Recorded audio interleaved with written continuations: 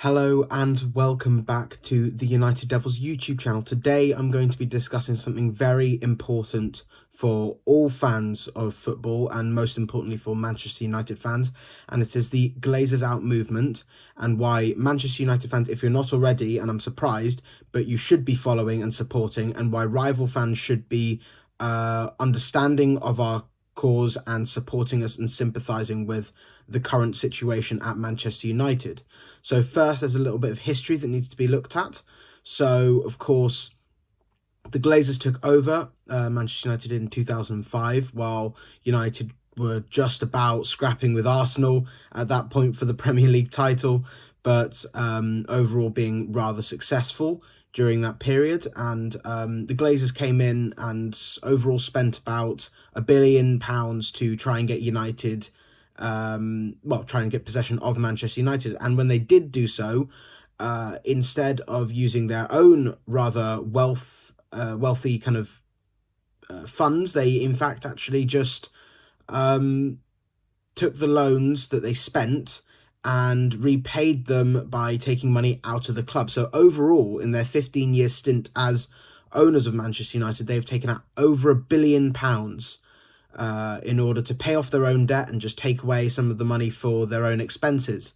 And obviously, while some people have argued all clubs have debt, no club has as much debt as Manchester United when they could easily afford to get rid of it. And they've been so, they've been debtless for so many years before the Glazers came in. So why should they be in such significant amount of debt right now? Of course, the Glazers, this was all really rather overshadowed, I say happily overshadowed, I guess, at the time by Sir Alex Ferguson's success at Manchester United and David Gill's excellent running of the club as CEO and footballing director, obviously getting in great players like Van Persie, Cristiano Ronaldo, Rooney, the list goes on.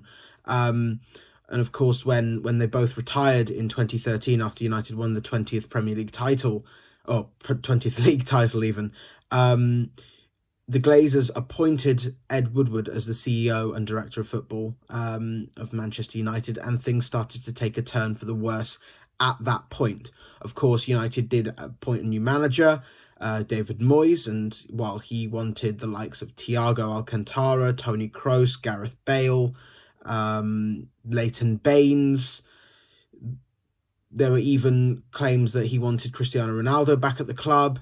All that Ed Woodward could summon was Marouane Fellaini from Everton on deadline day, and then Juan Mata in January, but that was too little too late as United sank to 7th without European football.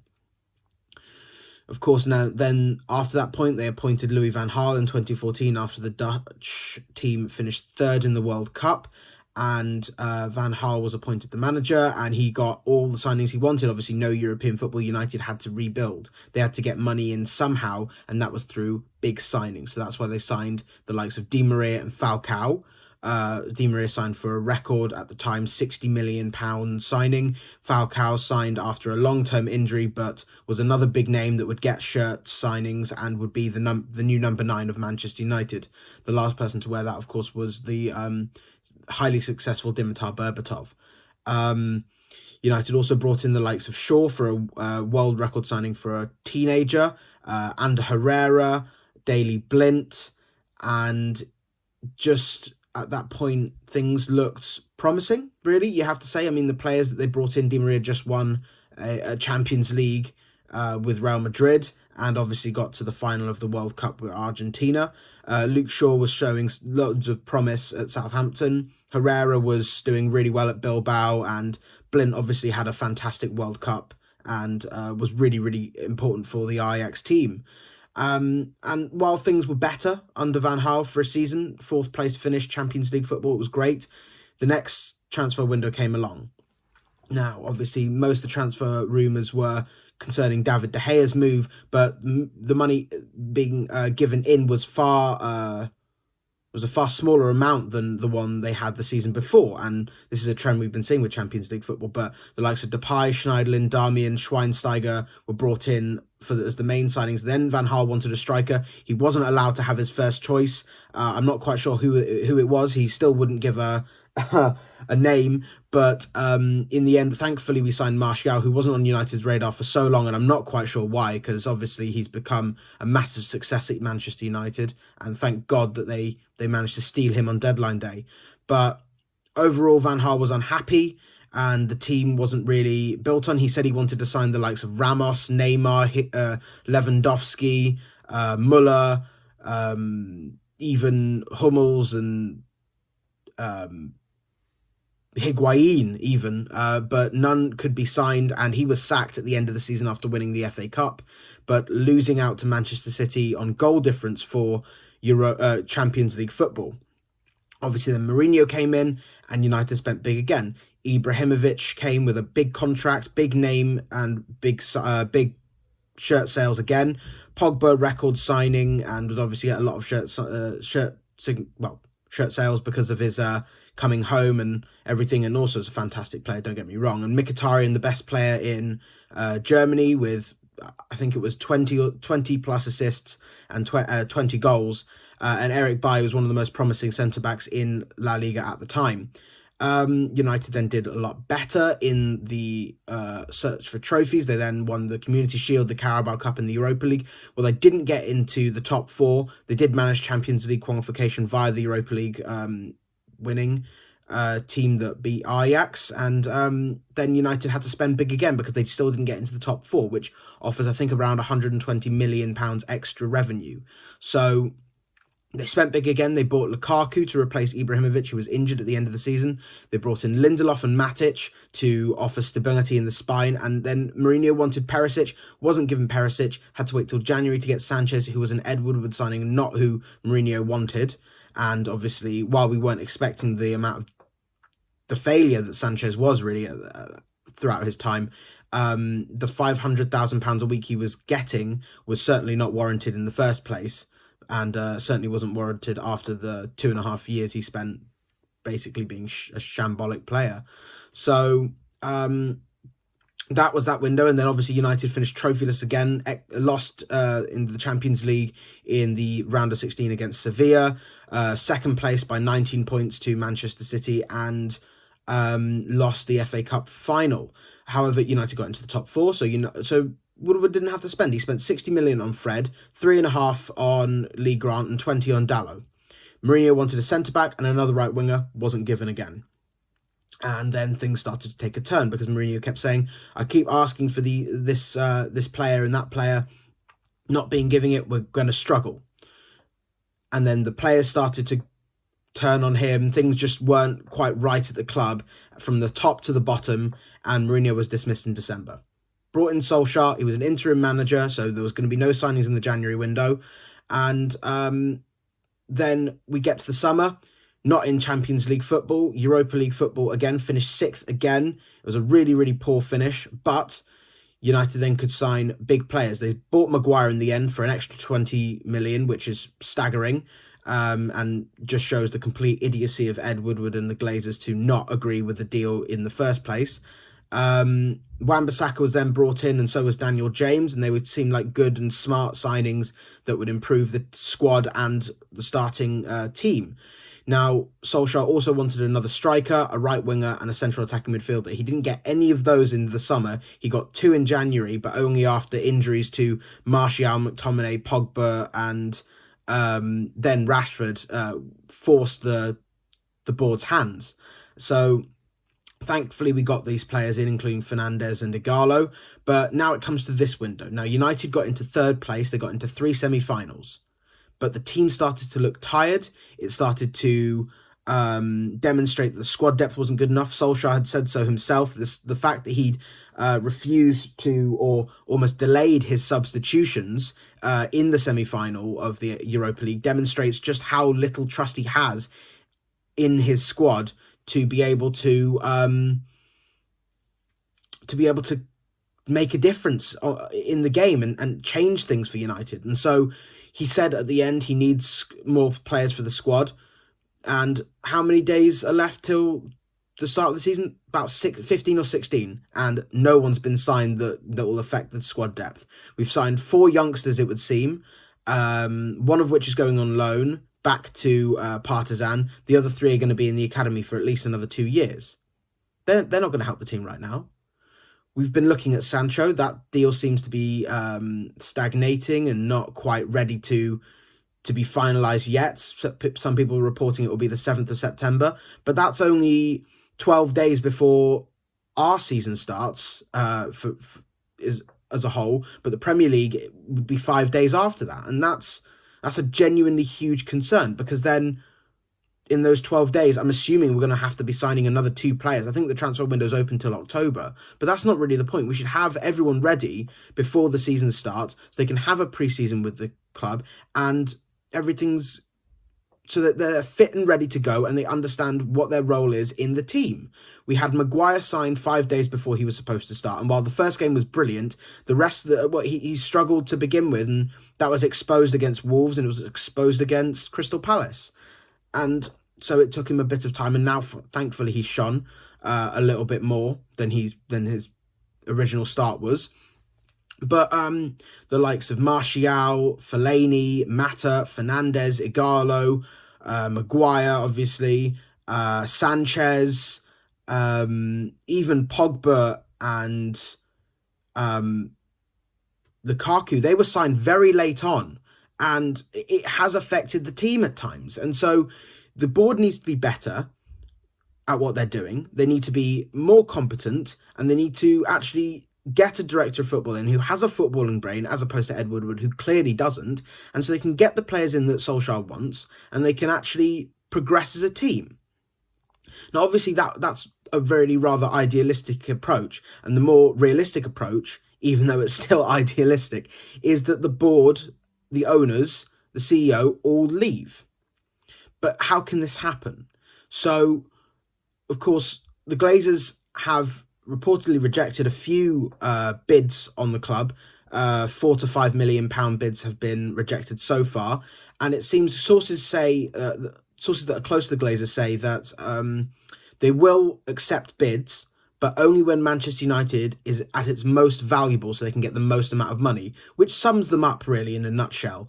They don't care about the club; they care about it as an asset, not as a footballing club, and that's the same with their Tampa Bay team. So what it seems like is United have to be its most profitable, which means it has to be at the peak of its ability. And at the moment, with the current squad, the peak of its ability was that 3rd place finish. That sums it up. If the squad can be reinvested in and the squad depth can be improved, the club can get to a title challenging, even title winning squad that can win trophies regularly and actually compete in the top competitions in the world. And one being the Premier League, obviously the other being the Champions League. And if they can manage that, the club will be at its most valuable point and the Glazers will be likely to sell. So it's a win-win for everyone. The club is performing outstandingly and the Glazers will then get what they want from the club. They'll get about 7 to 10 billion pounds even. So that would be the solution, it would seem. And that would obviously solve the solution of Ed Woodward, because obviously you can't deny he's been a fantastic businessman and media officer. He's fantastic at the accounting side. He's fantastic on the media side and increasing the revenue. He tripled the revenue in a matter of years before he became the CEO. That's undeniable. The footballing side has just been scandalously bad, and it's shown every single summer, regardless of Champions League football or not, even more so when there has been Champions League football, but or rather United finishing in a top 4 spot. But that's the problem. He is clearly incapable of doing deals properly. He worries about the pennies when he should be worrying about the club. And really, if it's a difference of £10 million between, that's what it seems like. The valuation between United and Dortmund is £10 million for Jadon Sancho. Personal terms have already been agreed. £10 million is nothing in the grand scheme of it for Manchester United. And they say that coronavirus has affected their transfer dealings. Look at Chelsea. Chelsea, while they had a transfer ban last season, still managed to sign, I think it was £100 million worth of players and bring in, I think, about 4 or 5 players back from loan who they weren't paying wages for. They still managed to do that, and then now this season they've already bought Ziyech, Werner, Chilwell, Malang Sarr, Thiago Silva's pretty much done, and Kai Havertz is on the way as well. And they may be looking for Declan Rice too. You can see just the difference in owners there. I mean, Roman Abramovich had his critics about how he deals with the managers and how he deals with players over 30. But you can't deny his transfer dealings have been fantastic, and he's backed the manager to the best of his degree, the best of his ability, most of the time. The one example where you'd say he hasn't is when the 2015 summer window, when Mourinho wanted Stones and Pogba and didn't get either. That's not the point. The point is you can see the difference, and you can clearly see that Abramovich is backing his manager, whereas Woodward is leaving him high and dry. And it's going to be really worrying when fans are going to be calling for Solskjaer's head in December if things don't go well, which they're more than capable of doing, especially because of the cramped fixture list that we're going to be having. I think we're playing 6 or 7 games in December in the Premier League, let alone Champions League group stages and other domestic cup competitions, which will also be filtered in and have an effect on the team and fitness and whatnot. But the real thing is that these corrupt owners need to leave because they've taken £1 billion out of the club and barely invested when the club has needed it most. Now, many rival fans may say, well, the club spent over £1 billion since Sir Alex has left. Why are you complaining? Well, yeah, they have. We're not denying that. Solskjaer said that himself. They have brought in a lot of money. That's undeniable. We're not really complaining about the amount of money they've invested. It's about the timing of it and really backing the manager fully throughout the windows. When a manager asks for players, they should get them because that would show faith in the manager and his scheme. The club, the owners don't know more about football than the manager. The CEO doesn't know more about football than the manager. They should understand that the manager knows his team, knows about the football club, and knows what he needs in order to succeed. So the CEO should back him, and they haven't. They haven't backed Mourinho, they didn't back Van Gaal, they didn't back Moyes, and they haven't been backing Solskjaer this summer so far. So things have to change, and the best case scenario is the CEO and the owners leave. But for the moment, what they have to do, because that doesn't seem realistic at this current point, what they have to do is back the manager, and then the club can succeed, and then they can sell it off for its most profitable point. Many fans, however, still refuse to believe that the manager is the solution to the problem. Still say he's part of the problem because he is backing the Glazers and he's backing the CEO and saying they've spent loads of money, we talk regularly and whatever. This is where I don't quite understand the arguments against Solskjaer. You can say maybe he's not shown some tactical ability at times, but I think he has improved a lot and he's improved the club a lot. But to say that we shouldn't be backing him because of his affiliation with the Glazers and Ed Woodward is just downright wrong. You can't expect a manager who wants to stay in his job to then slam the owner and the CEO and say, you're not helping me at all. I want players.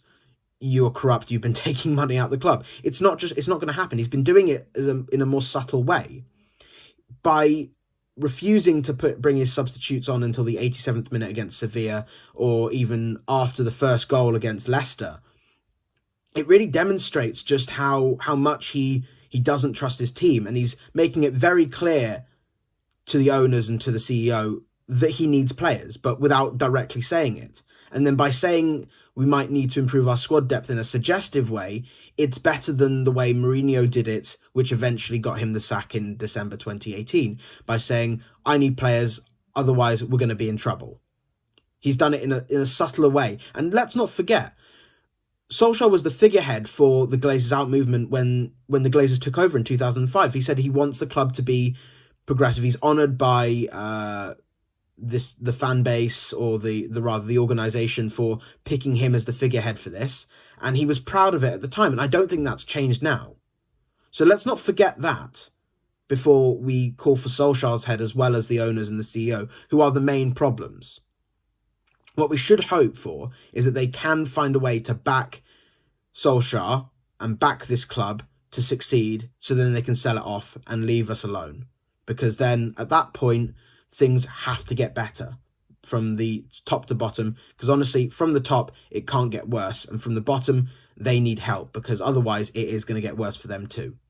So the real message here is support our club to save our club, because you can keep supporting the team and hopefully they can succeed. And if they succeed, that should lead to the Glazers wanting to sell for its most profitable point. And then we can expect maybe someone like Jim Ratcliffe or Saudi Arabian Crown Prince, or even Jeff Bezos, who claims he's a United fan, to maybe purchase the club, and things can only get better once the Glazers are out. That's all from me today.